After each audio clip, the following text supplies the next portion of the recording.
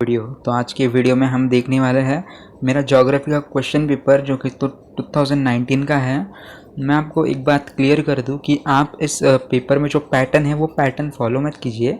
आप इस question paper देखिए किस टाइप के क्वेश्चंस आपको आपके एग्ज़ाम में पूछ सकते हैं, और आप इसकी सिर्फ देखिए मत, आप इसकी प्रैक्टिस भी कीजिए। क्योंकि गाइस क्या है ना, जब जितनी ज़्यादा प्रैक्टिस करोगे आपका जो फाइनल पेपर है उतना अच्छा जाता है। ठीक है, तो ये 40 मार्क्स पेपर था, 35 मुझे आउट ऑफ मिले थे, 40 आउट ऑफ 35 मिले थे। तो देखते हैं अभी किस टाइप के क्वेश्चंस थे इसमें, और इसे आप सॉल्व ज़रूर कीजिए। ठीक है, मैं आपको रिकमेंड कर रहा हूँ कि सॉल्व कीजिए तो कीजिए। ठीक है, तो चलिए अभी शुरुआत करते हैं पेपर को। तो फर्स्ट जो आपका होता है, select the correct option and fill in the blanks.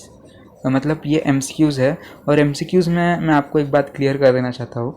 जब भी आप बोर्ड का पेपर लिखते हो तो MCQs में आपको एक नोट दी गई होती है कि सपोज़ ये फर्स्ट क्वेश्चन है, इसका आंसर जो है वो C है। ठीक है, और आपने क्या किया, गलती से इसका आंसर B लिख दिया और लिख दिया कन्याकुमारी।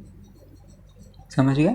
और फिर आपको बाद में याद आया कि नहीं यार, इसका आंसर तो इंदिरा पॉइंट था, है ना।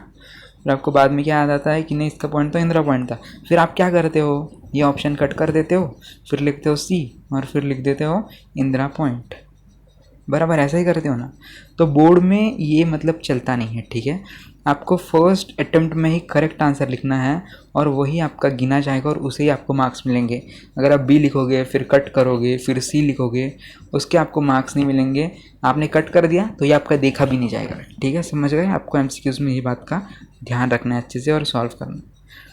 तो India southernmost point is known as Indira point. Then the Amazon basin is mainly covered by dense forests. Then like Brazil, India too has ancient plateau. Then Brazil is covered mainly by highlands. ठीक है, ये आपके MCQs हो गए। फिर आपका होता है मैच द कॉलम्स। आपको मैच द कॉलम्स मतलब बहुत रेयर पूछते हैं, कभी कभार पूछ सकते हैं। ठीक है, फिर इसमें क्या पूछा आपको, evergreen forest pau Brazil. Evergreen forest कहाँ पे होते हैं, pau Brazil. Then deciduous forest teak. Coastal forest sundar trees. Then Himalayan forest pine. ये सब जो है ना आपके टेक्स्ट बुक में है। ठीक है, अगर आपने कभी टेक्स्ट बुक ध्यान से पढ़ी होगी तो ये सब आपके टेक्स्ट बुक के ही मैच द पेयर्स है। फिर अभी नेक्स्ट देखते हैं। नेक्स्ट होता है आपका write whether the following statements are right और wrong. Correct the wrong statements. यहाँ पे आपको 4 सेंटेंस दिए है, उसे ट्रू और फॉल्स आपको बताना है। राइट रॉन्ग ट्रू और फॉल्स कुछ भी मतलब सेम ही है। तो राइट है तो सिर्फ राइट लिख देना है, आपको रीज़न नहीं लिखना है। ठीक है, रीज़न इधर पूछा नहीं है। और अगर रॉन्ग पे मतलब होगा, रॉन्ग आंसर होगा तो उसका आपको करेक्ट करके भी लिखना है। ठीक है, तो आप एक बार पढ़ सकते हो इसे और आप मुझे कमेंट में बताइए कि कौन से रॉन्ग है और कौन से राइट है। ठीक है, प्रैक्टिस कीजिए यार, क्योंकि practice makes the man perfect. सुना है ना आपने। मैं इसके आंसर अब आपको बताऊंगा नहीं, आप इसे टेक्स्ट बुक में ढूंढ लीजिए। ठीक है, अगर आपको कोई ढूंढने में प्रॉब्लम आती है तो आप मुझे वैसे कमेंट में बता सकते हो, मैं ढूंढ के दूंगा। क्योंकि मुझे भी मतलब 3-4 साल हो गए 10th दिए हुए, इसलिए मुझे भी याद नहीं है ज़्यादा। देन आपका होता है show the following elements on the outline map of the world. यहाँ पे कुछ आपको दिया है, वर्ल्ड का मैप देंगे आपको। नहीं, वर्ल्ड का तो पूछते ही नहीं आपको, एक तो ब्राज़ील का पूछते हैं या फिर इंडिया का पूछता है। ठीक है, वर्ल्ड का बहुत रेयर पूछ सकते हैं, बट मतलब ज़्यादा आप एक्सपेक्ट मत कीजिए कि आपको वर्ल्ड का मैप देंगे। आपको एक तो ब्राज़ील का देंगे या फिर इंडिया का देंगे। बट इधर क्या पूछा है, show the following continents. Continents आपको बताने हैं, वर्ल्ड मैप दिया था हमको। Then colour Brazil and India and name them. World के मैप में आपको ब्राज़ील और इंडिया दिया था, उसे कलर करना था। Then draw equator on the map and write its value in degrees. Then show the following oceans, Pacific ocean, Atlantic ocean and Indian ocean. ये 3 मतलब इतने सारा आपको मार्क करना था आपके पेपर में, और आपको इंडेक्स भी लिखना होता है। ठीक है, कि मतलब आपने किस चीज़ को क्या मतलब कैसे आपने दिखाया है, इंडिकेट किया है इन शॉर्ट। देन आपका होता है study the given map of India and identify the countries and water bodies around India and complete the table.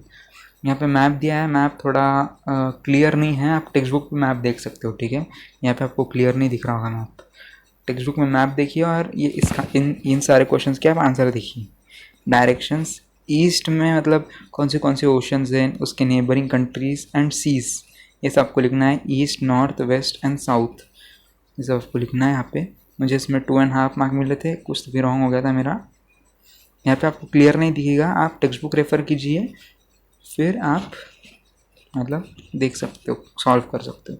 Then होता है आपका गिव रीज़न। गिव रीज़न में आपको क्या पूछ सकते हैं, as compare to Amazon pollution in river Ganga will affect human life greatly. ये आपके आई थिंक टेक्स्ट बुक में का क्वेश्चन है। The north eastern part of Brazilian highlands receives very less rainfall. A wide variety of species of insects is found in Brazil. Why it is found, give the reason. Then pollution is an important resource. ये मतलब ऐसे question है guys जिन अगर आप एक बार भी text book पढ़ लोगे ना तो आप ये सारे आंसर्स एकदम आराम से सॉल्व कर लोगे। आपको बस टेक्स्ट बुक पढ़ने की ज़रूरत है। 2 सॉल्व करने थे, मैंने यहाँ पे 3 कर दिए हैं। तो गाइस समझ गए ना, आपको आपके ज्योग्राफी के पेपर में एक्स्ट्रा क्वेश्चंस भी सॉल्व करना है। टाइम बहुत होता है, इसलिए आप टाइम की चिंता मत कीजिए। ज्योग्राफी के पेपर में मतलब ईजी होता है और टाइम भी बहुत होता है, ठीक है। फिर आप एक्स्ट्रा सॉल्व कर सकते हो। और एक्स्ट्रा कब सॉल्व कीजिए, जब आपका पूरा पेपर मतलब जितना रिक्वायर्ड है उतना पहले कर लीजिए, फिर लास्ट में एक्स्ट्रा सॉल्व कीजिए। चाहे तो आप बीच में एक क्वेश्चन के लिए जगह छोड़ सकते हैं, ठीक है। देन आपका नेक्स्ट पूछ सकते हैं write short notes. Write short notes में Himalaya, the coast of in Brazil, then the great escarpment, कुछ भी पूछ सकते हैं इसमें से। Then answer the following questions in brief. Brief मतलब बहुत बड़े बड़े आंसर्स आपको लिखने होते हैं। कम से कम 1-1.5 पेज आपको आंसर लिखना है, जिससे कि टीचर आपको खुल के दिल से मार्क्स दे दे। क्योंकि टीचर क्या देखते हैं, लेंथ देखते हैं आंसर की, और क्या देखते हैं, हैंड राइटिंग देखते हैं आपकी। पढ़ते नहीं हैं, उनके पास इतना टाइम ही नहीं होता है कि इतने सारे पेपर्स पढ़े। वो बस आपका लेंथ देखते हैं आंसर का और हैंड राइटिंग देखते हैं और मार्क्स दे देते हैं। बस आपको कोई वर्ड उनको मतलब ढूंढते हैं, वो कोई वर्ड, अगर वो वर्ड मिलता है तो अच्छे मार्क्स दे देते हैं, ठीक है। उसमें क्या पूछ सकते हैं आपको, compare the climates of Brazil and India. Then what environmental issues are faced by Brazil and India. ये तो आप मन से भी लिख सकते हो। Then explain the similarities and differences between the population distribution in Brazil and India, ठीक है। तो इस क्वेश्चन पेपर की जो है आप प्रैक्टिस कीजिए, क्योंकि प्रैक्टिस जितना आप करोगे आपका पेपर उतना अच्छा जाने वाला है। मैं आपको फिर से बता रहा हूँ, क्योंकि मैंने भी बहुत प्रैक्टिस की थी, फिर भी मुझे 35 मिले कोई बात नहीं, ठीक है। प्रैक्टिस कीजिए। वीडियो पसंद आया तो वीडियो को लाइक कीजिए, चैनल पर फर्स्ट टाइम आया तो चैनल को सब्सक्राइब कर दीजिए। मिलते हैं नेक्स्ट वीडियो के साथ जल्दी, तब तक के लिए goodbye, take care, stay home, stay safe.